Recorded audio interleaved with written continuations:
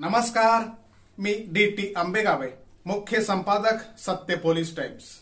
सामान्य जनतेचा आवाज बुलंद करण्यासाठी सत्य पोलीस टाइम्स या चॅनेलला आत्ताच सबस्क्राइब करा। या ऐतिहासिक नागरी शहरामध्ये 1998 साली साधारणतः पीएचच्या द्वितीय वर्षात असताना उन्हाळ्याच्या सुट्टीत एक सव्वा महिन्यासाठी मी प्रथम आलो होतो। एक बांधकाम मजूर म्हणून आलो होतो। राणेनगरच्या त्या परिसरात एका बिल्डिंगचं काम आम्ही घेतलेलं होतं आणि त्यासाठी तिथे मी आलेलो होतो आणि आज आपल्या समोर एक प्रमुख अतिथी म्हणून उपस्थित आहे।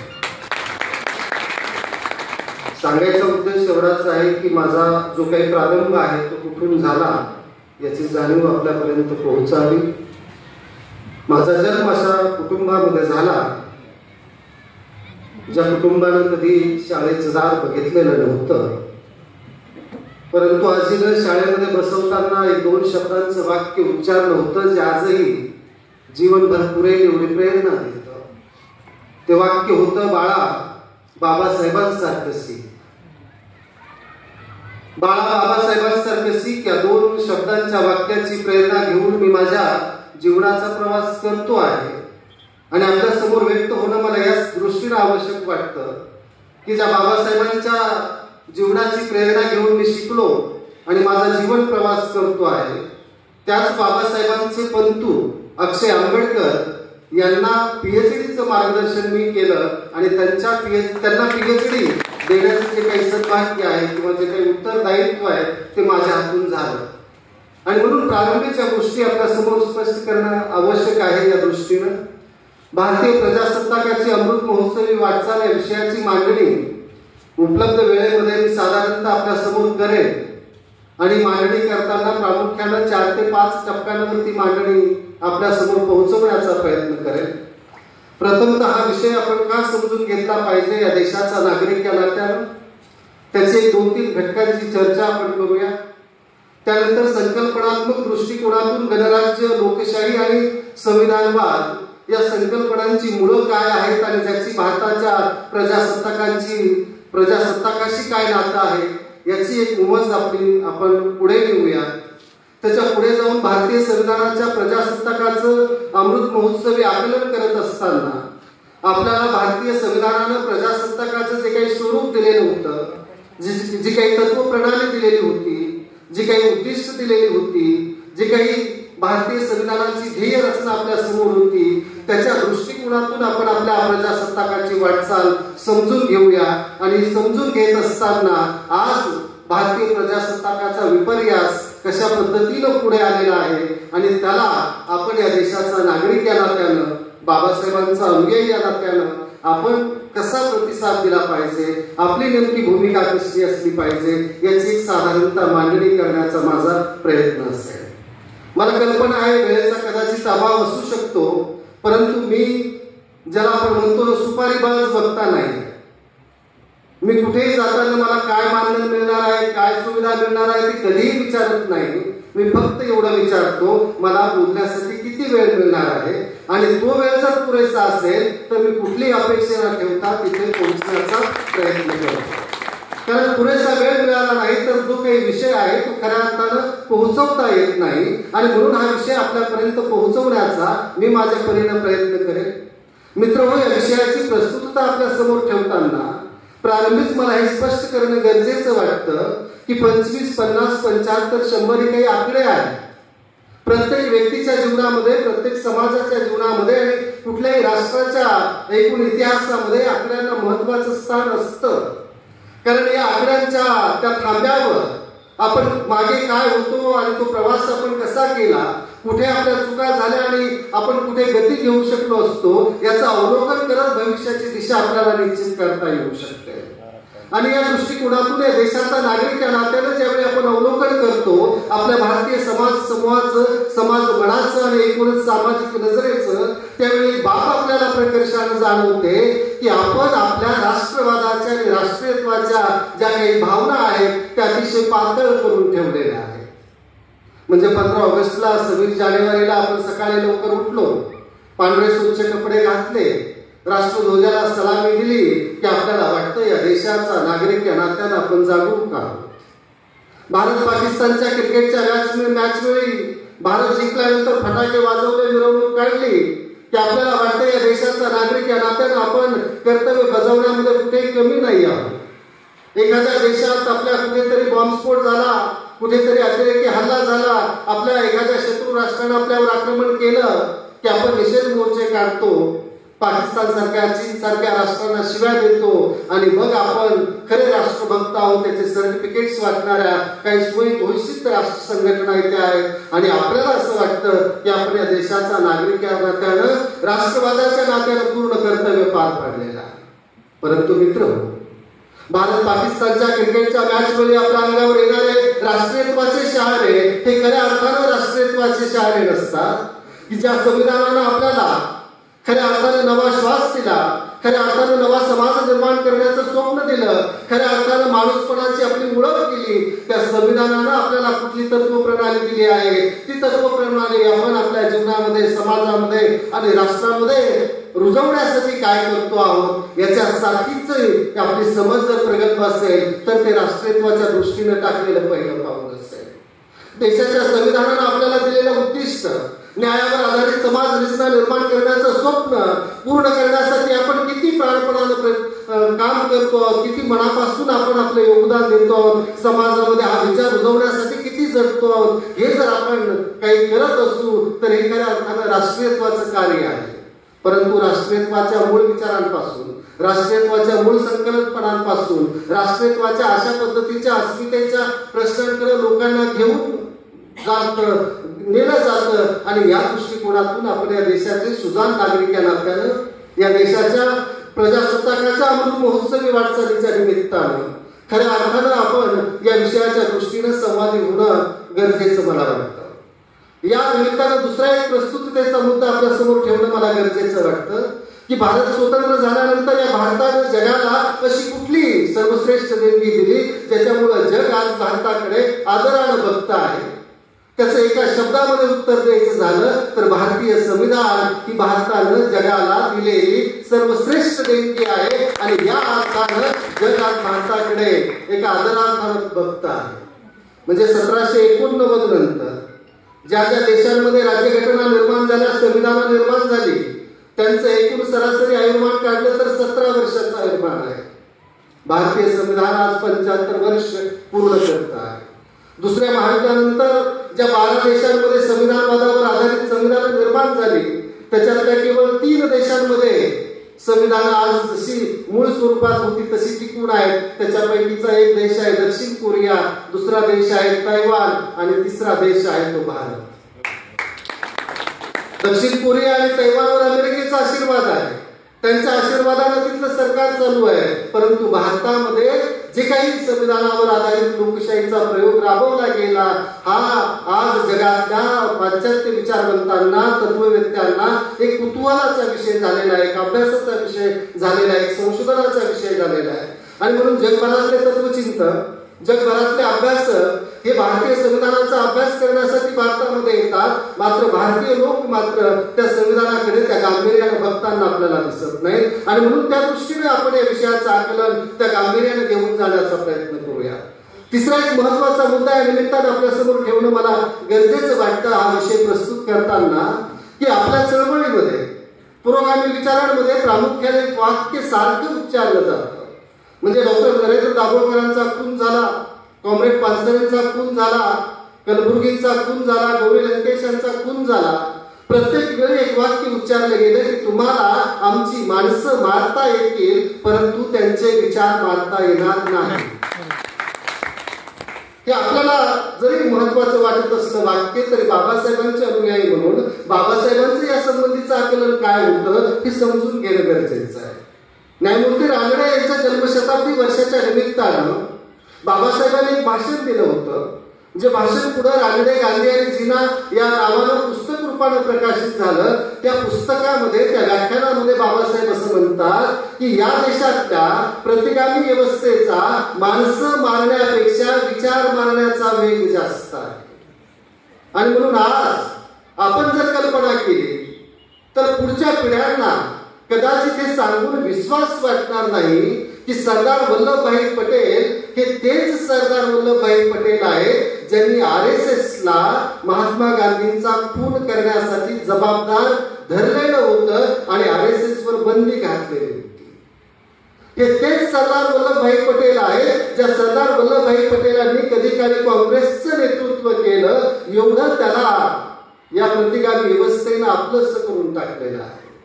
बाबासाहेबांना भगव्या रंगामध्ये रंगवायला सुरुवात केलेली आहे. बाबासाहेब आता त्यांच्या प्रत्येक प्रार्थनेमध्ये प्रातस्मरणीय झालेले आहेत आणि कदाचित पुढच्या 10-20 वर्षामध्ये डॉक्टर बाबासाहेब आंबेडकर हे RSSचे आणि या देशातल्या ब्राह्मणी व्यवस्थेचे स्टार प्रचारक झालेले असू शकतात. आपण जर असंच विचारांच्या पातळीवर शांत राहिलो तर. आणि म्हणून माणसं मारण्यापेक्षा या देशातल्या प्रतिगामी व्यवस्थेचा विचार मारण्याचा वेग जास्त आहे. आणि हा जर आपण समजून घेतला नाही तर आपण आपली भौतिक समृद्धी कितीही केली तरी विचारांच्या पातळीवर आपण झोपा काढत राहिलो तर मग मात्र येणारा काळ आपल्याला माफ करणारा नाही आहे. आणि म्हणून या दृष्टिकोनातून या विचारांकडे आपण जावं. एक शेवटचा मुद्दा प्रस्तुततेच्या दृष्टीने आपल्या समोर ठेवणं गरजेचं वाटतं. या देशामध्ये 3 नियतीशी करार झाले. पहिला नियतीशी करार झाला 27 सप्टेंबर 1925 ला RSS ने केला. ब्राह्मणी धर्म हिंदू धर्माच्या नावाखाली या देशामध्ये प्रस्थापित करून हिंदू राष्ट्राची स्थापना करण्याचं उद्दिष्ट 27 सप्टेंबर 1950 ला त्यांनी घोषित केलं. येत्या सप्टेंबरला त्याला 100 वर्ष पूर्ण होत आहे. दुसरा नियतीशी करार या देशामध्ये 15 ऑगस्ट 1947 ला दिल्लीच्या लाल किल्ल्यावरनं ब्रिटिशांचा युनियन जॅक खाली घेऊन भारताचा तिरंगावर फडकवताना पंडित जवाहरलाल नेहरू यांनी केला. आणि तिसरा नियतीशी करार या देशामध्ये 26 नोव्हेंबर 1949 ला डॉक्टर बाबासाहेब आंबेडकर यांनी या देशाला संविधान सुपूर्द करताना या नियतीशी करार केला. आणि म्हणून आपण कुठल्या नियतीच्या कराराच्या बाजूने जगतो आहोत. आपण कुठल्या नियतीच्या कराराची प्रत्यक्षात अंमलबजावणी करण्यासाठी खरं सैन्य म्हणून काम करतो आहोत. ते जोराने काम करतायत त्यांचं नियतीचा करार पूर्ण करण्यासाठी. आणि आपण मात्र त्या प्रामाणिकपणे म्हणजे असं म्हणतात की बेईमानीचा धंदा करणारे इमानदारीने करतात आणि इमानदारीचा धंदा मात्र करणारे लोक बेईमानी करतात. तशी काहीची अवस्था आपल्या या चळवळीची झालेली आहे. आणि म्हणून या दृष्टिकोनातून केवळ टाळ्या मिळवणारी वाक्य बाबासाहेबांच्या विचारांमधून सुकी सुकी स्वरूपामध्ये काढायची आणि आपल्या विचारांचं संपूर्ण परिसरण करण्याच्या ऐवजी आपल्याला कसं टाळ्या मिळतील, आपली व्याख्यानं कशी सहज सुंदर होतील अशी सुपारीबाज वक्त्यांची फौज खऱ्या अर्थानं बाबासाहेबांची आणि शिवरायांची जर वाट कोण लावत असेल तरी सुपारीबाज वक्ते लावत आहेत. आणि म्हणून अशा सुपारीबाज वक्त्यांच्या आहारी न जाता तत्वचिंतनाच्या पातळीवर बाबासाहेबांच्या विचारांचं परिशीलन करण्याच्या दृष्टीने आपण प्रत्येक विषयाच्या अंगाने आपण पावलं उचलणं गरजेचं आहे. आणि म्हणून या विषयाची संकल्पनात्मक मांडणी आपल्या समोर करताना मला प्रारंभीच आपल्याला स्पष्ट करणं गरजेचं वाटतं की लोकशाही ज्या देशामध्ये आहे तो देश रिपब्लिक असेलच असं नाही. म्हणजे ज्या ज्या देशाची लोकशाही स्वीकारेल ते सर्व रिपब्लिक आहेत, प्रजासत्ताक आहेत असं नाही आहे. ज्या संसदीय लोकशाहीचा जन्म इंग्लंडमध्ये झाला ते इंग्लंड प्रजासत्ताक नाही आहे, कारण तिथं आजही नियंत्रित का होईना राजेशाही आहे. आणि म्हणून याच्यातला फरक आपल्याला समजून घेणं गरजेचं आहे.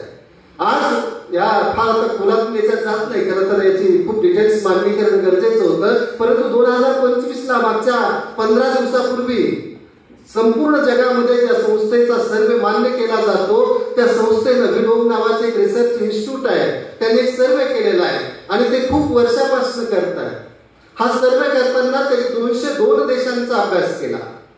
202 देशांचा अभ्यास करताना सुद्धा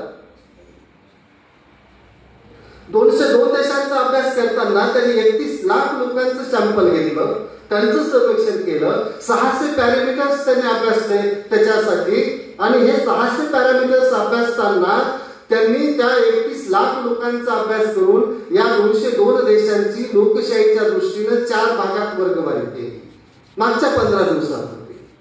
आणि ती वर्गवारी केल्यानंतर ती वर्गवारी केली. पहिला वर्ग आहे लोकशाहीचा, तो लिबरल डेमोक्रेसी. दुसरा वर्ग आहे तो इलेक्ट्रॉन डेमोक्रेसी. तिसरा वर्ग आहे तो ऑटोक्रॅसिस डेमोक्रेसी. आणि चौथा वर्ग आहे तो क्लोज्ड डेमोक्रेसी.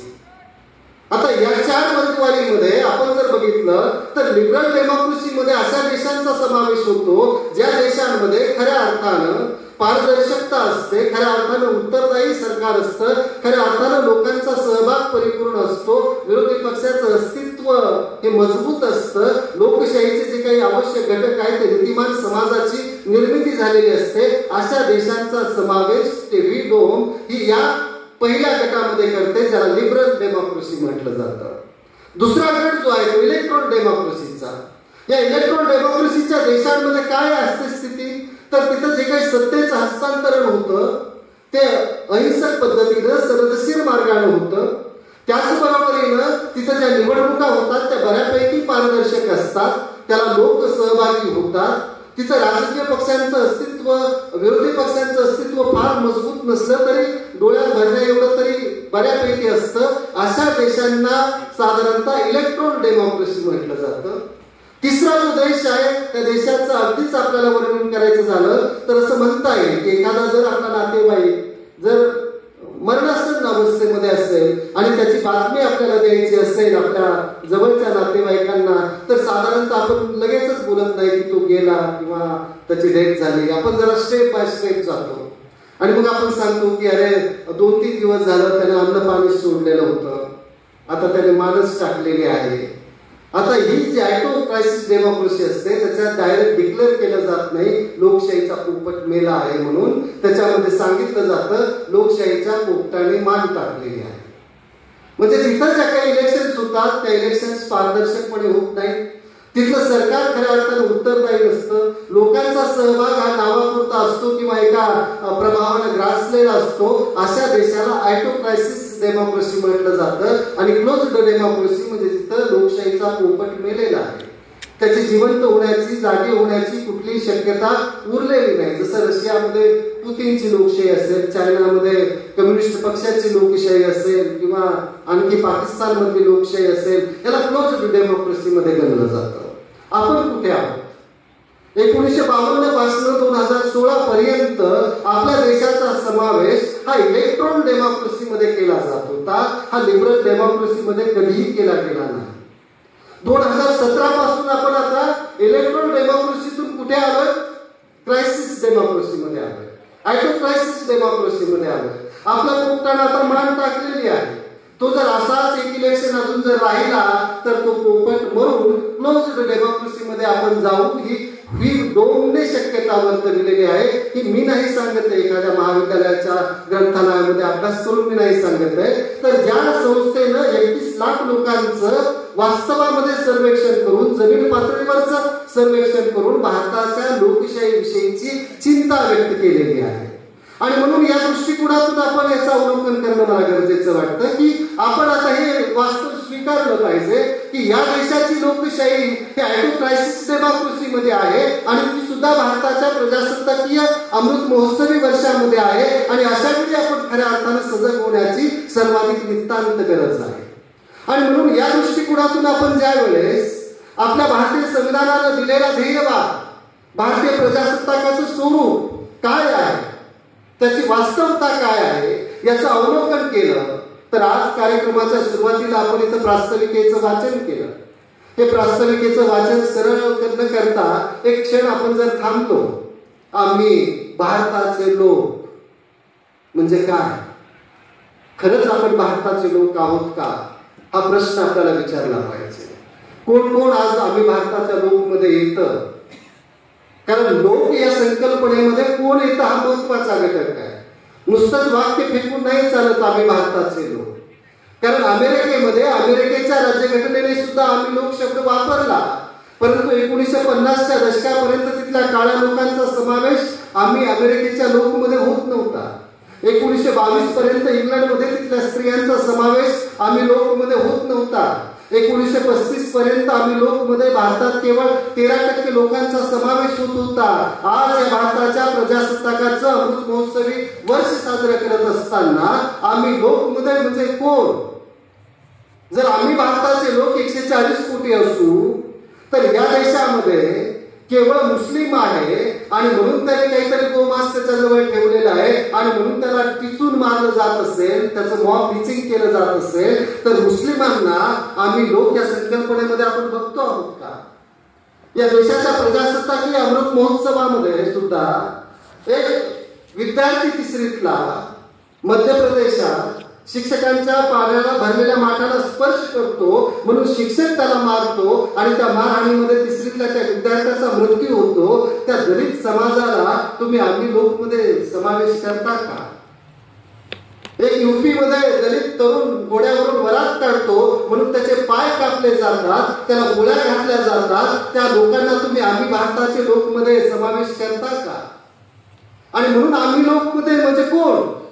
आणि आज त्यांनी त्यांची आम्ही लोकची व्याख्या हळूहळू अशी केंद्रित करायला सुरुवात केलेली आहे आणि त्यांनी जी राज्यघटना त्या कुंभमेळ्यामध्ये प्रस्तुत केली त्याच्यात स्पष्ट शब्दात आम्ही लोकची व्याख्या त्यांनी केलेली आहे. सनातन धर्माचे लोक म्हणजे आम्ही लोक.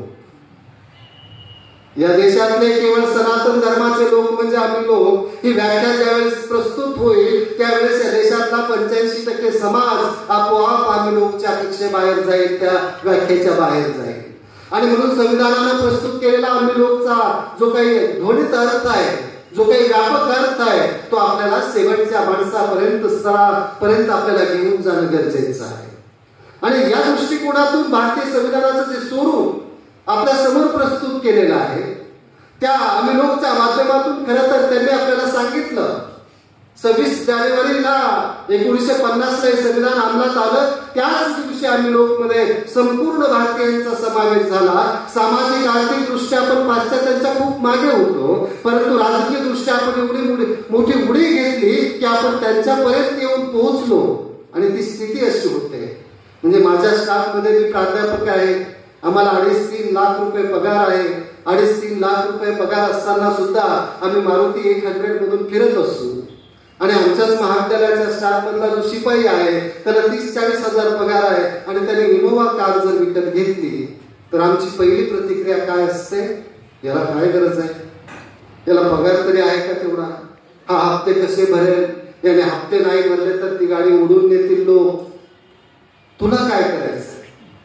तू हप्ते भरणार आहेस का? नाही आहे.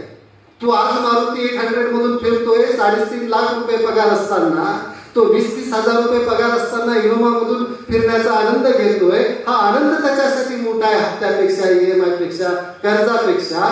तशीच काहीशी आपली अवस्था झाली होती. आपण ज्यावेळी सार्वत्रिक प्रौढ मताधिकार स्वीकारला त्यावेळेस पाश्चात्य लोक असं बोलत होते, यांना काय गरज होती?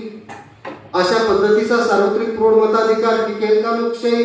किती दिवस राहील? ती पाहुणीसारखी आहे, कधी ती नष्ट होईल सांगता येत नाही. आज तेच देश भारताच्या निवडणुकांचा, भारतीय लोकशाहीचा, भारतीय संविधानाचा अभ्यास करण्यासाठी आपल्याकडे येत आहे. हा सर्वात महत्वाचा जो काही आनंद आहे तो या प्रजासत्ताकाचा आनंद आहे.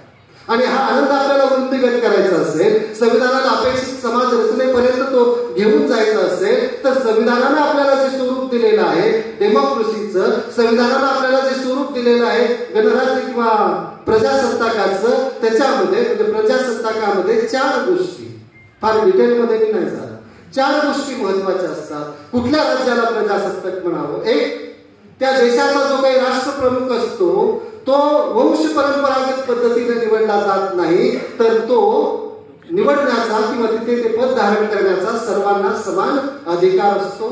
दुसरं, जी काही सार्वजनिक पदं असतात ती सर्वांसाठी खुली असतात. तिसरं, कुठल्याही जाती धर्माला किंवा कुठल्याही समुदायाला विशिष्ट दर्जाचा अधिकार नसतो. आणि चौथं तत्व, तिथं जनतेचं सार्वभौमत्व हे तत्व प्रस्थापित झालेलं असतं. या देशामध्ये भारतीय संविधान अंमलात येण्याच्या अगोदर इथे एका विशिष्ट जाती समुदायाला विशेष दर्जा होता. जो ब्राह्मणी जाती समुदाय आहे तो केवळ विशेष दर्जाच नव्हता, तो त्याला देवाचा दर्जा होता, त्याला भूदेव म्हटलं जात होतं. हा भूदेवाचा दर्जा भारतीय संविधानानं या रिपब्लिकच्या माध्यमातून गणराज्याच्या संकल्पनेतून काढून घेतला. हे खरं त्यांचं दुखणं आहे, ही खरी त्यांची दुखरी नस आहे की आमचा जो विशेष दर्जा आहे तो नाकारला गेलेला आहे आणि तो भारतीय संविधानाने नाकारलेला आहे. 1000 वर्षापासून या देशामध्ये आक्रमक आले गेले त्यांनी कधी बंद केलं नाही. कारण बाबराने जी वसियत लिहिली होती बाबरनामा नावाची, त्याच्यामध्ये नसीहत दिली होती आपल्या वंशजांना आणि आपल्या पुढच्या पिढ्यांना की तुम्हाला या देशामध्ये दीर्घकाळ राज्य करायचं असेल तर तुम्ही काहीही करा, फक्त ब्राह्मणांना दुखवू नका. ब्राह्मणांच्या हक्क आणि अधिकारांना तुम्ही हात लावू नका. त्यांच्या हक्क आणि अधिकारांना तुम्ही हात नाही लावला तर तुम्हाला या देशामध्ये राज्य करण्यापासून कोणीही रोखणार नाही. आणि ती जी काही परंपरा आहे ती त्यांच्या वंशजांनी पुढे राबवलेली दिसते. आणि म्हणून 1-2 नव्हे 700 वर्ष मुघलांनी या देशावर राज्य केलं. ब्रिटिशांनी या देशावर 150 वर्ष राज्य केलं. परंतु एका ब्राह्मणाला काश्मीरमध्ये त्यांनी फाशी दिली ब्रिटिशांनी आणि सबंध देशातले ब्राह्मण पेटून उठले. आणि मग त्यांनी सांगितलं की भारत गुलाम आहे आणि आता आपल्याला स्वातंत्र्याचा लढा उभा केला पाहिजे. आणि मग तिथनं स्वातंत्र्याचा लढा उभा झाला. तो काही समस्त भारतीयांसाठीचा तो लढा नव्हता, तर तो एका जाती समुदायाच्या हक्क अधिकारांना सुरुंग लागतोय कायद्याच्या राज्यामुळे आणि म्हणून त्याच्या विरुद्धचा तो लढा. त्याला पुढच्या काळामध्ये व्यापक स्वरूप प्राप्त झालं, तो भाग वेगळा. परंतु या दृष्टिकोनातून आपण भारतीय संविधानानं दिलेलं आपल्याला जे काही राज्याचं स्वरूप आहे ते स्वरूप आपण जर समजून घेतलं तर ते सेक्युलर स्वरूप आहे, धर्मनिरपेक्ष स्वरूप आहे. त्याच्यातल्या आता समाजवादी किंवा या घटकांकडे मी फारसं जात नाही, परंतु आजच्या घडीला ते फार महत्वाचं आहे, याच्यावर बोलणं महत्वाचं आहे. सेक्युलर हा जो शब्द आहे तो प्रथम पहिल्यांदा 1851ला जेकब होलिवुक नावाच्या एका विचारवंताने मांडला आणि त्यानं त्याच्यामध्ये 4 अर्थ अपेक्षित ठेवलेले होते. पहिला अर्थ असा होता त्याच्यामध्ये की त्या व्यवस्थेचा केंद्रबिंदू व्यक्ती असेल, धर्म नसेल. दुसरा अर्थ त्याच्यामध्ये होता की राज्याचा अधिकृत कुठलाही धर्म असणार नाही. तिसरा त्याच्यातला अर्थ असा होता की जनतेचे जे काही प्रश्न असतील ते विज्ञानाच्या आधारे सोडवले जातील, वैज्ञानिक दृष्टिकोनाच्या आधारे त्याची सोडवणूक केली जाईल. आणि चौथं त्याच्यातलं महत्वाचं तत्व होतं नैतिक असण्यासाठी धार्मिक असण्याची गरज नाही. हा अर्थ घेऊन भारतीय संविधानकारांनी धर्मनिरपेक्ष राज्याची संकल्पना स्वीकारली. आता इथं बाबासाहेबांना पुढे करून विद्यमान सरकार असं सांगतं की बाबासाहेब धर्मनिरपेक्षता आणि समाजवाद या तत्वाचे विरोधी होते. बाबासाहेबांच्या ज्या डिबेट्स आहेत त्या डिबेट्समध्ये बाबासाहेबांनी भारताच्या संविधानामध्ये समाजवाद शब्द अंतर्भूत करण्यासाठी विरोध केला, त्याची कारण मीमांसा केलेली आहे. समाजवादाच्या तत्वाला विरोध केलेला नाही आहे, तर येणाऱ्या पिढ्यांना कुठल्या तरी एका विशिष्ट विचारधारेला मला बांधायचं नाही आहे, त्या दावणीला मला बांधायचं नाही आहे, या अर्थानं बाबासाहेब त्याला विरोध करतायत. आणि तो विरोध जो आहे तो तात्विक पातळीवरचा नाही आहे, तर तो विरोध हा येणाऱ्या पिढ्यांच्या प्रगल्भ विचारांच्या मोकळीकीसाठीचा विरोध, म्हणजे ज्याला आपण म्हणतो विरोध आहे. आणि या दृष्टिकोनातून आज आपण धर्मनिरपेक्ष भारताची वाटचाल या प्रजासत्ताक अमृत महोत्सवी वर्षामध्ये बघताना 4 पातळ्यांवर आपण त्याची तपासणी करूया. एक, भारताचं संविधान धर्मनिरपेक्ष आहे का? दुसरं, भारताचे जी काही कायदे आहेत ते धर्मनिरपेक्ष आहेत का? तिसरं, भारतीय समाज धर्मनिरपेक्ष आहे का? आणि चौथं, भारताचं राजकारण धर्मनिरपेक्ष आहे का? पहिला घटक ज्यावेळी आपण बघतो की भारताचं संविधान धर्मनिरपेक्ष आहे का, भारतीय संविधानाची पहिलंच कलम भारताची व्याख्या करताना सांगतं India that is Bharat shall be a union of state. म्हणजे ज्याला इंग्रजीमध्ये तुम्ही इंडिया म्हणता त्याचा मराठीमध्ये देवनागरीमध्ये एकच अर्थ आहे आणि तो म्हणजे काय आहे? भारत आहे, हिंदुस्तान नाही आहे, खलिस्तान नाही आहे. आणि म्हणून भारताच्या पहिल्या राज्यघटनेच्या पहिल्या कलमापासून 395व्या कलमापर्यंत आपण सर्व कलम बघितली तर ती सेक्युलर कलम आहे. जाती, धर्म, वंश, भाषा, लिंग अशा कोणत्याही आधारावर कुठलाही कलम भेदभाव करत नाही. जे असं म्हणतात की भारतीय संविधानाच्या प्रियांबल मध्ये 42व्या घटना दुरुस्तीपर्यंत धर्मनिरपेक्षता हा शब्द नव्हता, तो नंतर घुसवला गेला, म्हणून तो भारतीय संविधानाच्या गाभ्याचा भाग नाही आहे. त्यांना आपण सांगितलं पाहिजे की भारतीय संविधानाचं प्रियांबल बघा, त्याच्यामध्ये संघराज्य हा शब्द कुठेही नाही आहे, परंतु संघराज्य हा भारतीय संविधानाचा मूलभूत गाभा आहे. माननीय सर्वोच्च न्यायालयानं धर्मनिरपेक्षता आणि संघराज्य हा भारतीय संविधानाचं फंडामेंटल स्ट्रक्चरचा पार्ट आहे आणि त्याच्यामध्ये बदल करता येणार नाही, त्याच्यामध्ये दुरुस्ती करता येणार नाही, हे कित्येक वेळा सांगितलेलं आहे. आणि म्हणून या दृष्टिकोनातून आपण पुढे जाऊ तर भारतीय संसदेनं आणि त्याच्या अगोदर कायदेमंडळ म्हणून कार्य करणाऱ्या संविधान सभेनं जी कायदे पास केले त्यातले अलीकडचा कायदा CAA आणि NRCचा अपवाद आपण सोडला तर सर्व कायदे सेक्युलर आहे. सर्व दंड संहिता सेक्युलर आहे. कुठे जात धर्माच्या आधारावर भेद केलेला नाही. तिसरं, भारतीय समाज सेक्युलर आहे का? आपल्यामध्ये एक डोक्यामध्ये घुसवलं जातं की देशामध्ये ख्रिश्चन धर्माचं आगमन झालं, इस्लामचं आगमन झालं आणि देशामध्ये धार्मिक विविधता आली, धार्मिक द्वेष आला. त्यांना आपण सांगितलं पाहिजे की या देशामध्ये ख्रिश्चन धर्माचं आगमन होण्याच्या अगोदर, या देशामध्ये इस्लाम धर्माचं आगमन होण्याच्या अगोदर, या देशामध्ये बौद्ध, या देशामध्ये जैन, या देशामध्ये हिंदू, या देशामध्ये शैव, या देशामध्ये वैष्णव, या देशामध्ये लिंगायत अशा विविध धर्माचे पंथाचे लोक हे सहअस्तित्वाच्या भावनेनं एकत्र नांदत होते. आणि म्हणून आपला प्राचीन वारसा, आपला प्राचीन मानवी स्वभाव हा जो आहे तो हा सहभावनेचा आहे, सहजीवनाचा आहे, धार्मिक सहिष्णुतेचा आहे आणि एकमेकांना सोबत घेऊन जाण्याचा आहे. आणि म्हणून निश्चितच भारतीय समाज सेक्युलर आहे का? भारतीय समाज सेक्युलर आहे. त्याला राजकारणी मध्ये मध्ये असं ज्याला आपण म्हणतात ना डिवचतात, त्याच्यामधला तो धार्मिक उन्माद जागा करतात आणि आपल्या भल्यासाठी त्याचा वापर करून घेतात. परंतु जेव्हा जेव्हा शांततेचे प्रसंग येतात तेव्हा तेव्हा भारतीय समाज परत आपल्या मूळ पदावर म्हणजे सेक्युलर स्वरूपावर येतो. शेवटचा जो घटक आहे तो म्हणजे राजकारण सेक्युलर आहे का? संस्थात्मक पातळीवर राजकारण सेक्युलर आहे. म्हणजे कुठल्याही तुम्ही राजकीय पक्षांची राज्यघटना घ्या तिथे त्यांनी धर्माच्या आधारावर भेद करू असं म्हटलेलं नाहीये, कारण राज्यघटना तशी परमिशन देत नाहीये. भारताचा निवडणूक आयोग सेक्युलर आहे. निवडणुकीमध्ये तुम्ही धर्माच्या नावावर मतं मागितली तर तुमचं जे प्रतिनिधित्व आहे ते रद्द होऊ शकतं, तो गुन्हा ठरवला जातो. परंतु प्रत्यक्ष राजकारण मात्र आपल्याला असं दिसतं 1980च्या दशकानंतर हे जमातवादी रंगांनी भरलेलं आहे आणि आज राजकारणाचं वास्तव हे सेक्युलर राहिलेलं नाही. आणि म्हणून 3 घटकांच्या आधारे हा देश सेक्युलर आहे. राजकारणाच्या पातळीवर मात्र आपण सेक्युलर नाही आहोत. हे अमृत महोत्सवी वाटचाल करताना आपण स्पष्टपणे समजून घेणं गरजेचं आहे. याच्या पुढे जाऊन भारतीय संविधानानं आपल्याला जीवन ध्येय दिलेलं होतं. बाबासाहेबांना एक प्रश्न विचारला गेला होता. BBC लंडनच्या एका भाषणामध्ये त्यांनी त्याचं उत्तर दिलं होतं की बरेच लोक मला प्रश्न विचारतात, बाबासाहेब तुमच्या जीवनाचं तत्वज्ञान काय आहे? त्यावेळेस मी त्या लोकांना, बाबासाहेब त्या भाषणामध्ये बोलतात त्यावेळेस मी त्या लोकांना उत्तर देतो 3 शब्दांमध्ये, स्वातंत्र्य, समता आणि बंधुत्व हे माझ्या जीवनाचं तत्वज्ञान आहे. आणि डॉक्टर बाबासाहेब हे पुढे जाऊन हेही स्पष्ट करतात की फ्रेंच राज्यक्रांतीकडून हे मी उष्ण घेतलेलं नाही आहे, तर याच देशातल्या बुद्धाच्या तत्वज्ञानातून मी ते आत्मसात केलेलं आहे. फ्रेंच राज्यक्रांतीला स्वातंत्र्याचा, समतेचा आणि बंधुत्वाचा जो काही अर्थ अपेक्षित आहे त्याच्यापेक्षा अधिक व्यापक अर्थ मला अपेक्षित आहे. आणि भारतीय संविधानामध्ये तो अंतर्भूत करताना बाबासाहेबांनी याची स्पष्ट जाणीव संविधान सभेला आणि देशाला दिलेली आहे. ते असं म्हणतात की व्यक्तीचं स्वातंत्र्य आणि राष्ट्राचं स्वातंत्र्य या 2 वेगळ्या गोष्टी आहेत.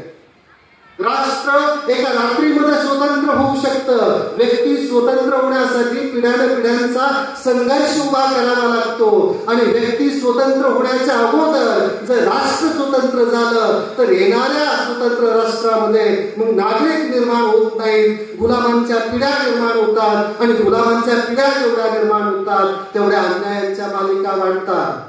आज त्या मालिका वाढलेल्या आपल्याला दिसतात.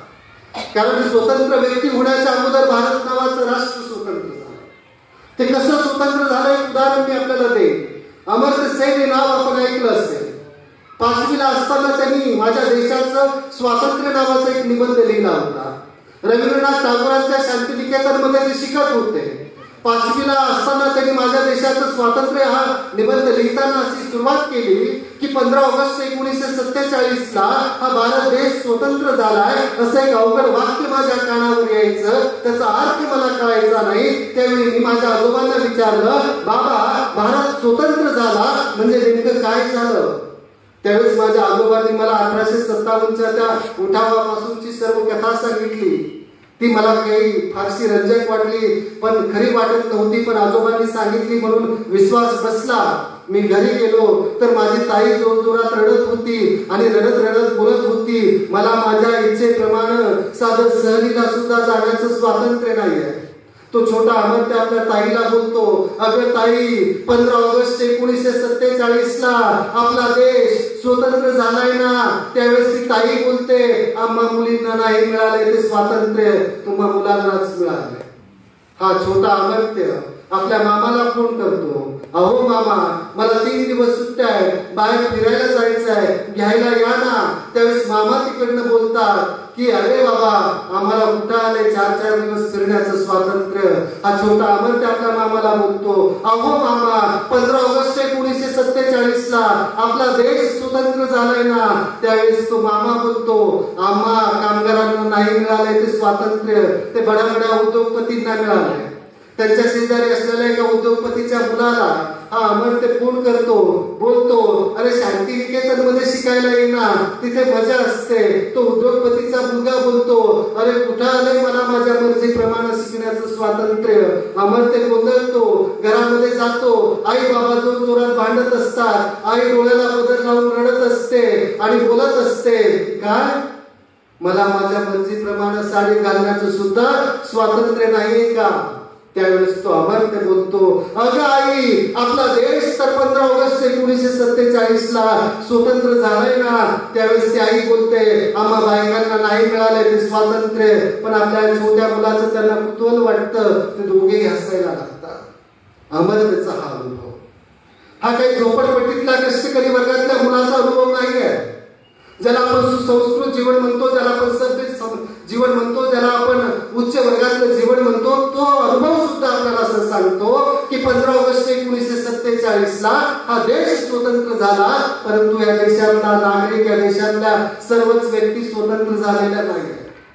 आणि म्हणून आज स्वातंत्र्याच्या अमृत महोत्सवानंतर सुद्धा या देशातले 80 कोटी लोक जर उपाशी झोपत असतील तर खरंच या देशातले लोक स्वतंत्र झालेले आहेत का. आजही या देशामध्ये विशिष्ट जातीचा आहे म्हणून त्याच्यासोबत भेद केला जात असेल, विशिष्ट धर्माचा आहे म्हणून त्याच्यासोबत भेद केला जात असेल, स्त्री आहे म्हणून तिच्यासोबत भेद केला जात असेल, तर खरंच हे वर्ग स्वतंत्र झालेले आहेत का, तर नाही. बाबासाहेब सांगतात ते आपल्याला पटतं, व्यक्तीचं स्वातंत्र्य ही वेगळी गोष्ट आहे, राष्ट्राचं स्वातंत्र्य ही वेगळी गोष्ट आहे. आणि मग एक विद्यार्थी ज्यावेळेस मागतो, मला भुकेपासूनचं स्वातंत्र्य, मला भयापासूनचं स्वातंत्र्य, मला रोगराईपासून स्वातंत्र्य, मला बेरोजगारी पासूनचं स्वातंत्र्य हवंय, त्यावेळेस त्याला म्हटलं जातं तू देशद्रोही आहेस, तू पाकिस्तानमध्ये जा, तू अफगाणिस्तानमध्ये जा. हे खरंच त्याचं उत्तर आहे का. याचं प्रजासत्ताकीय अवलोकन आपल्या समोर असलं पाहिजे. समतेचं तत्व घेऊन बाबासाहेब जे जगले, खरं तर ज्या ज्या देशांनी उदारमतवादी लोकशाहीचा स्वीकार केला त्या देशांनी अधिकारांमध्ये स्वातंत्र्याच्या अधिकाराला प्रथम स्थान दिलेलं आपल्याला दिसतं. परंतु बाबासाहेबांनी आपल्या भारतीय संविधानामध्ये समतेच्या अधिकाराला प्रथम स्थान दिलेलं आहे. विषमतेचा जेवढा दाहक अनुभव बाबासाहेबांनी घेतला तेवढा त्या काळातल्या कुठल्याही नेत्याच्या वाट्याला आला नव्हता. मागच्या काही वर्षापूर्वी व्हॉट्सअपवर एक मेसेज आला होता, त्याच्यात कल्पना विलास होता परंतु वास्तवही होतं की बाबासाहेब वर्गात बसलेले असतात, गुरुजी प्रश्न विचारतात की असा कुठली गोष्ट आहे की जी तुम्हाला डोळ्याने दिसते परंतु तुम्ही त्याला स्पर्श करू शकत नाही. काही विद्यार्थी बोलतात की तो दूरचा डोंगर आम्हाला दिसतोय, आम्ही त्याला स्पर्श करू शकत नाही. काही लोक बोलतात ते दूरचा आकाश आम्हाला दिसतोय, आम्ही त्याला स्पर्श करू शकत नाही. बाबासाहेब म्हणतात तो थंड भरलेला माठ, मला पाण्याने भरलेला माठ समोर दिसतोय परंतु मी त्याला स्पर्श करू शकत नाही. एवढा विषमतेचा दाहक अनुभव बाबासाहेबांनी घेतला होता. तरी बाबासाहेबांच्या मनामध्ये कधी द्वेष भावना निर्माण झाली नाही. गांधीजी आणि बाबासाहेब यांच्यामध्ये वादाचा हाच मुद्दा होता. दक्षिण आफ्रिकेमधून ज्यावेळेस गांधीजी भारतामध्ये आले त्यांच्याविषयीची एक जी काही कुतूहलाची भावना भारतीयांमध्ये होती, सर्व लोक भरभरून बोलत होते. बाबासाहेबांनी त्यांच्याविषयी काहीच प्रतिक्रिया व्यक्त केली नाही. त्यावेळेस बाबासाहेबांना एक पत्रकार छेडतात, तुम्ही गांधीजींविषयी काहीच का बोलत नाही. त्यावेळेस बाबासाहेब असं म्हणतात की गांधीजींनी जे काही दक्षिण आफ्रिकेमध्ये काम केलं त्याच्याविषयी मला आदर आहे, परंतु मी गांधीजींना सांगू इच्छितो, मिस्टर गांधी, या आपल्या भारतामध्ये प्रत्येक खेड्यात एक साऊथ आफ्रिका आहे. हो, प्रत्येक खेड्यात हजारो वर्षापासून त्यांना गावकुसा बाहेर ठेवलेला आहे. तुम्हाला रेल्वेच्या फर्स्ट क्लासच्या डब्यातून एकदा काय बाहेर हाकललं, तुमच्या बुडाला एवढी आग लागली, तुम्ही काळ्या लोकांच्या स्वातंत्र्याचं आंदोलन उभं केलं. या देशामध्ये हजारो वर्षापासून गाव कुसाबाहेर असणाऱ्या लोकांपर्यंत आपण कधी जाणार आहात? हा खरा प्रश्न समतेच्या दृष्टीने बाबासाहेबांच्या पुढे होता. कारण बांगलादेशामध्ये होणाऱ्या हिंदूंवरच्या अत्याचाराची आम्हाला तळमळ आहे. अफगाणिस्तानमध्ये होणाऱ्या हिंदूंवरच्या अत्याचाराची तळमळ आम्हाला आहे. श्रीलंकेमध्ये होणाऱ्या किंवा आणखी पाकिस्तानमध्ये होणाऱ्या हिंदूंवरच्या अत्याचाराची तळमळ आम्हाला आहे. पण याच देशामध्ये आपल्याच बांधवांवर जो काही अत्याचार होतो त्याच्याविषयी मात्र हे मन सजग पद्धतीने बघत नाही. ही खंत बाबासाहेबांची होती. आणि बंधुभावाची भावना जेवढी बाबासाहेबांनी जगली संविधानामध्ये त्यांनीच ती अंतर्भूत केली. बाबासाहेब असं म्हणतात की या देशामध्ये बंधुभावाच्या भावनेशिवाय राष्ट्र उभारणी होऊ शकत नाही. भारताचा इतिहास, गुलामीचा इतिहास केवळ बंधुभावाच्या अभावामुळेच झाला. असंख्य उदाहरणं बाबासाहेबांनी संविधान सभेमध्ये दिली होती. मी आपल्या समोर एकच उदाहरण देईल. पानिपतच्या लढाईमध्ये मराठ्यांचं सैन्य आणि अफगाणीचं सैन्य समोरासमोर होतं. सर 15 मिनिटं आहेत ना? ठीक आहे, एक 15-20 मिनिटात मी संपवतो. म्हणजे एक शेवटच्या टप्प्यात आपण येतोय. परंतु हा जो काही भाग आहे की बाबासाहेबांनी ही जी काही उदाहरणं दिली होती, एकच उदाहरण मी आपल्या समोर ठेवतो की पानिपतच्या लढाईमध्ये दोन्ही सैन्य समोरासमोर होतं. अब्दाली हा समोरच्या सैन्याचं, पेशव्यांच्या सैन्याचं निरीक्षण करत होता आणि ते निरीक्षण करताना त्याच्या लक्षात आलं की त्या सैन्यामध्ये वेगवेगळे भटारखाने पेटलेले आहेत. आणि मग तो अब्दाली आपल्या सेनापतीला बोलावतो आणि विचारतो की अरे ते लोक वेगवेगळा स्वयंपाक का करतायत, वेगवेगळे भटारखाने का आहेत? त्यावेळेस सेनापती उत्तर असं देतो की ते सैन्यामध्ये वेगवेगळ्या जातीचे लोक आहेत आणि ते इतरांनी बनवलेलं अन्न खात नाही. त्यावेळेस अब्दालीच्या चेहऱ्यावर एक स्मित आलं आणि त्याने जे वाक्य उच्चारलं ते आज या प्रजासत्ताकीय अमृत महोत्सवी वर्षात आपण लक्षात ठेवणं गरजेचं आहे. अब्दाली त्यावेळेस असं म्हणाला होता कि जो लोग साथ में खाना खा नहीं सकते वो साथ में लड़ भी नहीं सकते. हे त्याने निदान केलं होतं की या देशामध्ये बंधुभाव जपलेलाच नाहीये, जोपासलेलाच नाहीये. 1999ला कारगिलचं युद्ध पाकिस्ताननं आपल्यावर लादलं. त्याच्यामध्ये 400-450 सैनिक आपले धारातीर्थी पडले आपण समजू शकतो. परंतु 2002ला गुजरातमध्ये दंगल झाली तर 1000पेक्षा लोक जाळले गेले. जाळणारे कोण होते? भारतीय होते. जळणारे कोण होते? भारतीय होते. एक दृश्य तर एवढं भयंकर होतं की एका गर्भवती स्त्रीवर पेट्रोल टाकून जाळलं जात होतं. तिच्या गर्भात एक अर्भक जिवंत बाहेर आलं. त्या जिवंत अर्भकावर सुद्धा त्या समाजकंटकांनी पेट्रोल टाकून जाळलं आणि परत मीडियाच्या समोर, कॅमेऱ्याच्या समोर सांगितलं की उद्याचा दहशतवादी आम्ही चालला. आईच्या गर्भातून जन्माला येणारं मूल हे अल्लाह म्हणून जन्माला येत नाही. आईच्या गर्भातून जन्माला येणारं मूल जय श्रीरामचे नारे देत जन्माला येत नाही. आईच्या गर्भात जन्माला येणारं मूल हे जयभीमच्या घोषणा देत जन्माला येत नाही. ते एक मासाचा गोळा असतं, एक माणूस असतं. त्याच्यामध्ये देव, त्याच्यामध्ये धर्म, त्याच्यामध्ये जात, त्याच्यामध्ये द्वेष, हे सगळे जे द्वेषाचे भाव आहेत ते माणूस आणि समाज, कुटुंब या स्तरावर पेरले जातात. आणि म्हणून बाबासाहेब असं म्हणतात की आपल्याला या देशाची राष्ट्र उभारणी करायची असते तर बंधुभावाच्या आपला जो काही पाया आहे तो अतिशय कमकुवत आहे, तो आपल्याला मजबूत करावा लागेल. आणि मग ते आपल्याला उद्दिष्ट देतात सामाजिक न्यायाचं उद्दिष्ट. हा सामाजिक न्याय केवळ राजनैतिक न्याय नाहीये, तो केवळ आर्थिक न्याय नाहीये, तर तिहेरी स्वरूपाचा सामाजिक, आर्थिक आणि राजनैतिक न्याय प्रस्थापित करण्याचं जे उद्दिष्ट आहे ते बाबासाहेबांनी दिलेलं आहे. आणि या उद्दिष्टाची मांडणी करताना बाबासाहेब आपल्या त्या शेवटच्या समारोपीय भाषणात 25 नोव्हेंबर 1949ला बोलतात की 26 जानेवारी 1950ला आपण एका आंतरविरोध असणाऱ्या समाज व्यवस्थेमध्ये प्रवेश करणार आहोत. ज्या समाज व्यवस्थेमध्ये एकीकडे राजकीय समता प्रस्थापित झालेली असेल मात्र दुसरीकडे सामाजिक आणि आर्थिक विषमता मोठ्या प्रमाणात अस्तित्वात असेल. ज्या ज्या समाज गटांना या सामाजिक आणि आर्थिक विषमतेच्या जळा बसतील ते समाज समूह संविधान सभेनं मोठ्या कष्टानं निर्माण केलेला हा संविधानाचा डोलारा उद्ध्वस्त केल्याशिवाय राहणार नाही. म्हणून या देशामध्ये सामाजिक लोकशाही प्रस्थापित व्हावी, न्यायावर आधारित समाज रचना उभी राहावी असं आपल्याला वाटत असेल तर आपल्याला वन मॅन वन वोटच्या पलीकडे जाऊन वन मॅन वन व्हॅल्यू हे तत्व आत्मसात करावं लागेल.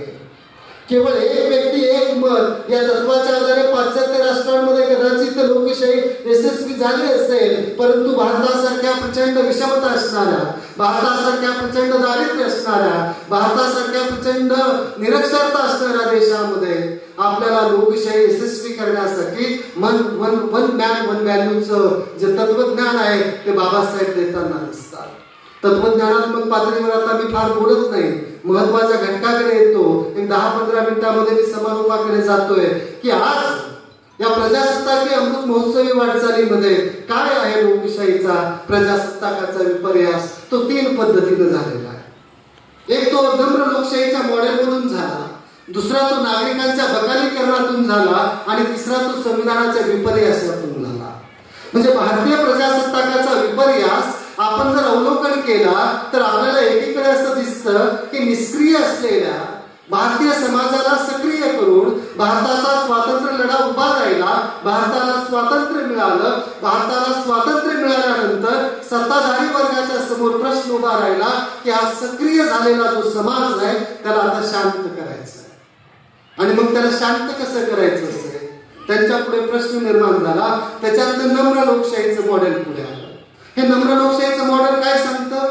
नागरिकांनी कधी जागे व्हायचं, सामान्य जनतेनं कधी जागरूक व्हायचं हे कोण ठरवतो? सत्ताधारी वर्ग ठरवतो. संतोष देशमुखचा खून झाल्यानंतर किती जागे व्हायचं, सूर्यवंशीचा खून झाल्यानंतर किती जागे व्हायचं, एमपीएससीचा अभ्यास करणाऱ्या गायकवाड या दलित मुलाचा खून झाल्यानंतर किती जागे व्हायचं हे सत्ताधारी वर्ग ठरवतो आणि त्या प्रमाणात त्याला कव्हरेज मिळतं. म्हणजे नागरिकांनी कधी जागे व्हायचं ते नागरिकांवर जनतेवर अवलंबून नाही आहे. सत्ताधारी वर्ग त्या जागरूकतेच्या तारखा जागरूकतेचे प्रसंग ठरवताना आपल्याला दिसतो. आणि मग आपल्याला दिसतं कोपर्डीमध्ये एका स्त्रीवर बलात्कार होतो, प्रचंड स्वरूपाचा असंतोष महाराष्ट्रभर निर्माण होतो, सरकार त्याची दखल घेतं. खैरलांजीमध्ये हत्याकांड होतं, त्याची मात्र त्या पद्धतीनं दखल होत नाही, त्याची जागृती निर्माण होताना दिसत नाही. दुसरं जे तत्व आहे ते आहे कशाचं? तर ते आहे कायदा आणि सुव्यवस्थेचा अतिरेकी बाबू करण्याचं.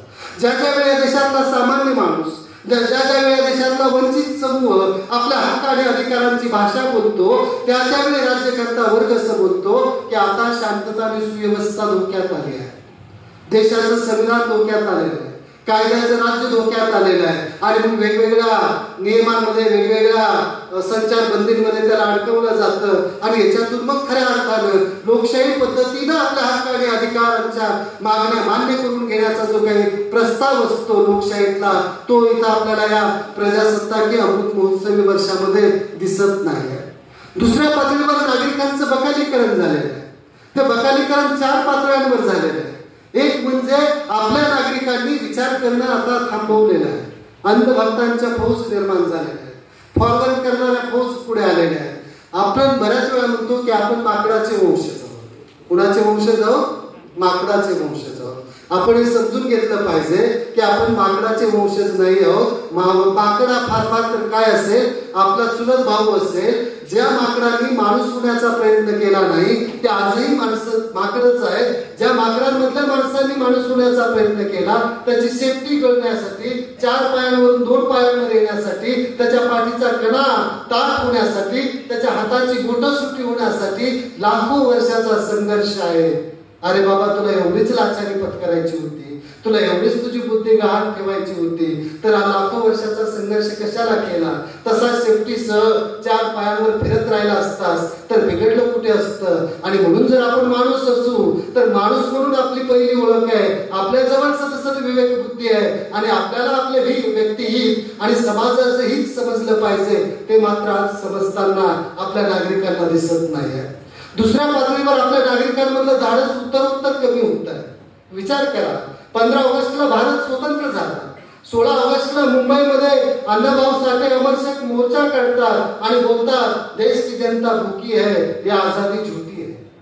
70च्या दशकामध्ये आमचे नामदेव ढसाळ बोलतात स्वातंत्र्य त्यांच्या गाडवीचं नाव आहे.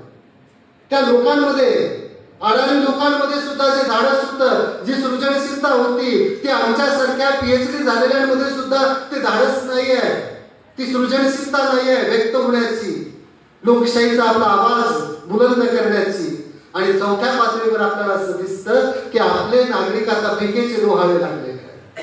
72च्या दुष्काळामध्ये लोकांनी सरकारला विनंती केली की आम्हाला फुकटचं अन्न नकोय, फुकटचं धान्य नकोय, आम्हाला काम द्या आणि कामाच्या बदल्यात धान्य द्या.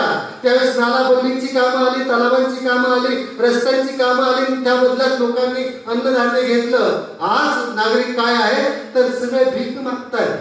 आम्हाला सवलती द्या, आम्हाला अनुदान द्या, आम्हाला आनंदाचा शिरा द्या.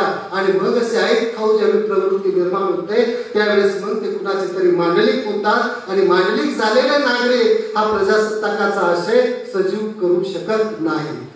तिसरा जो विपर्यास आपल्याला दिसतो तो संविधानाच्या पातळीवर दिसतो आणि तो पॉप्युलिस्ट राजकारणामधून आलेला आहे. एकाच व्यक्तीचं ऐकलं जात आहे, त्याच व्यक्तीला सर्व काही कळत आहे. तो केवळ आता दिव्यबलय व्यक्तित्वाचा भाग राहिलेला नाहीये तर तो सर्वज्ञ राहिलेला आहे. म्हणजे मागच्या लोकसभेच्या निवडणुकांच्या अगदी प्रारंभीच्या पहिल्या 2-3 टप्प्यांमध्ये महाशय असं म्हणायचे की माझा जन्म जरी असा झाला असला तरी मला कुणी पाठवलेलं आहे, ईश्वराने पाठवलेलं आहे. मला पुढं काय होणार आहे ते अगोदरच मला समजतं. आता हे पहलगाममध्ये काय होणार आहे त्यांना अगोदर समजलं नाही, परंतु त्यांनी असं काही सांगायला सुरुवात केली की मी दैवी अवतार आहे आणि लोकांनी आता डोळे झाकून आता अवतार कार्य म्हणून त्यांच्याकडे बघायला सुरुवात केली. हा लोकशाहीच्या समोरचा, प्रजासत्ताकाच्या समोरचा असा विचार समूह हा मोठा धोका असतो. बाबासाहेब गांधीजींच्या अंत्ययात्रेमध्ये थोडा वेळ चालले, तब्येत ठीक नसताना घरी परत आले आणि त्यांनी आपल्या पत्नीला पत्र लिहिलं. गांधीजींची हत्या झाली याचं अति दुःख मला आहे, परंतु एका परीने बरं वाटतंय की गांधीजींची हत्या झाली. कारण हा देश एका महात्म्याच्या तावडीतून सुटला. कारण या देशाच्या हिताचा विचार केवळ गांधीजीच करू शकतात अशा पद्धतीचं गारुड समाज मनावर निर्माण झालेलं होतं. ते गारुड या देशाच्या विकासासाठी बाधक होतं आणि म्हणून गांधीजींची हत्या झाली. मला बरं वाटतं आणि म्हणून बाबासाहेबांनी कधी स्वतःची विभूती पूजा निर्माण होऊ दिली नाही. आज ती निर्माण झालेली आहे. पुढच्या पातळीवर आपल्याला दिसतं की जी लोकशाही ताठ मानेनं चालत होती आज ती लोकशाही खाली मान घालून चालते. कारण लोकशाही राष्ट्र विकासाच्या मार्गातला अडथळा म्हणून प्रस्तुत केली जाते.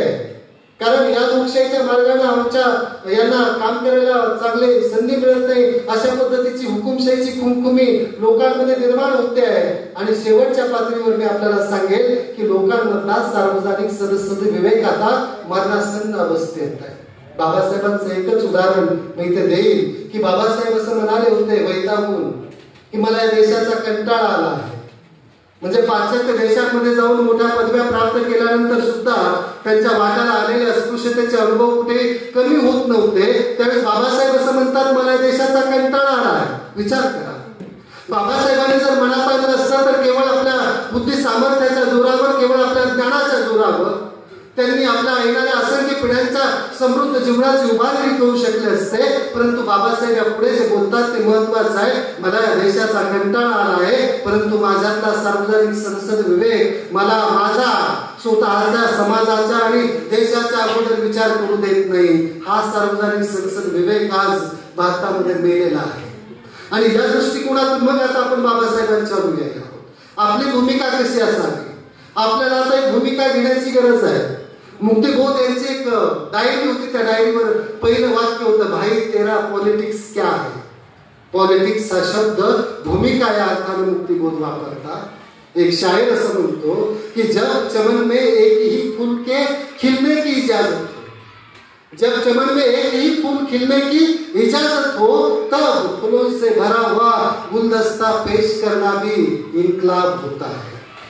बात जब उसूलों पर आती है तब टकराना जरूरी होता है और अगर हम जिंदा है तो जिंदा है ये दिखाना भी जरूरी होता है. क्या बात है.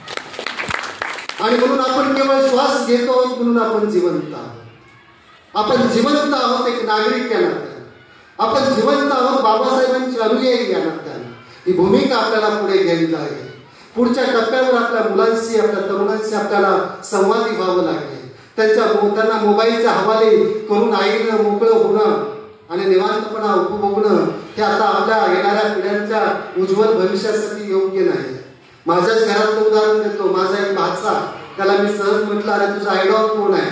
तर तो बोलला योगी आदित्यनाथ. मला प्रश्न पडला, घरामध्ये आंबेडकरी विचार समूहाचं वावर असताना हा योगी आदित्यनाथ याला हिरो कसा काय वाटू शकतो? त्याचा मी मोबाईल चेक केला तर सर्व रील्स योगीच्या होत्या. हिरो म्हणून दाखवणाऱ्या आपला मुलगा रील्सवर काय बघतोय, त्याच्याशी आपण बाबासाहेबांच्या, फुलेंच्या संविधानाच्या दृष्टीनं संवादी होणं गरजेचं आहे. ज्यावेळेस व्यक्तीला घरामध्ये कोणी विचारत नाही त्यावेळेस मग तो समाजाच्या बाहेर पडतो आणि मग तो तिकडे हिंदू हृदय सम्राट होतो, एखाद्या गल्लीचा वाघ होतो आणि मग त्याला तिथं वाटतं की मला घरात मोठेपण नाही आहे, बाहेर मोठेपण आहे. आणि म्हणून आपण या प्रजासत्ताकाच्या निमित्तानं आपली भूमिका निश्चित करताना, आपलं उत्तरदायित्व निश्चित करताना आपली बांधिलकी या संविधानाप्रती अर्पण केली पाहिजे.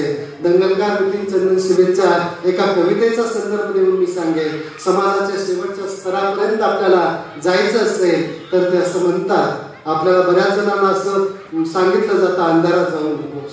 का? अंधारात भूत असतात. लहानपणापासून आपल्याला सांगितलं जातं अंधारात जाऊ नकोस, अंधारात भूत असतात. त्या कवितेत तसं म्हणतात की मी अंधारात जाऊ लागताच उजेड पाय आपटून आपटून रडू लागला. मी अंधारात जाऊ लागताच उजेड पाय आपटून आपटून रडू लागला. मी म्हटलं अरे काय झालं? तो म्हणाला अंधारात नकोस ना जाऊ, अंधारात भूत असतात. मी त्याचं बोट धरलं, अंधारात घुसलो तर मला तिथं भूतं नाही दिसली, मला तिथं माणसं दिसली. मग मला बाबासाहेबांचा मिळालेला उजेड, संविधानाचा मिळालेला उजेड त्यांच्या हाती दिला. तशी त्यांच्या डोक्यातली द्वेषाची, जातीयतेची, धर्मांधतेची भूतं पटापटा मरू लागली. हा उजेड घेऊन आपण पुढे जाऊया.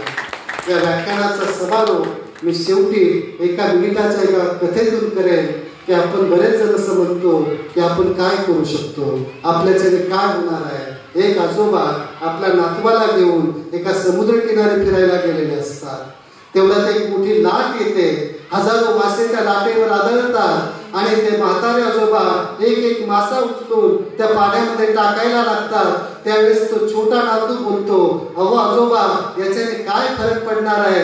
आजोबा काही बोलत नाही, थकलेल्या थरथरत्या हातांनी एक मासा उचलतात, टाकताना बोलतात, बाळा काय फरक पडणार आहे मला माहित नाही, परंतु आता हा मासा जो मी पाण्यामध्ये टाकणार आहे त्याला नक्की जीव प्राप्त होणार आहे, त्याला नक्की जीवन प्राप्त होणार आहे. म्हणजे भलेही आपण बाबासाहेबांसारखे ज्ञानी नसू, भलेही आपण शिवरायांसारखे शूर नसू, भलेही आपण तुकोबांसारखे, फुलेंसारखे त्यागी नसू, पण किमान एका माणसाच्या जीवनामध्ये आपण संविधानाचा उजेड निर्माण करू शकतो. किमान आपल्या जीवनामध्ये संविधानाचा उजेड घेऊन पुढे जाऊ शकतो. आणि हा उजेड पेरल्याशिवाय आपल्या पिढ्या सुरक्षित नाही आहेत. आपणही किती दिवस सुरक्षित राहू? आपल्याही दाराची कडी कधी कोण वाजवेल आणि आपला गेम कधी होईल याची शाश्वती देता येत नाही आहे. आपण मला वेळ झालेला असताना सुद्धा ऐकलं, सरांनी आपल्याशी संवादी होण्याची मला संधी दिली. मी परत आपल्याला निवेदन करेन, मी सुपारीबाज वक्ता नाही आहे. मी कुठली अपेक्षा न ठेवता मी माझ्या वर्षातले 100 तास समाज प्रबोधनासाठी देतो. किमान 100 तास. महिन्यातनं किमान 3 आर्टिकल लिहितो आणि वर्षातनं किमान 1 पुस्तक लिहितो. माझी 35 पुस्तकं प्रकाशित झालेली आहेत. दर महिन्याला किमान 3 आर्टिकल मी लिहितो. आणि का लिहितोय? ही ज्ञानाची भूक मगाशी म्हटलं होतं ते आजीनं पेरलेली आहे. बाळा बाबासाहेबांसारखं जनतेचा बुलंद आवाज, सत्य पोलीस टाइम्स.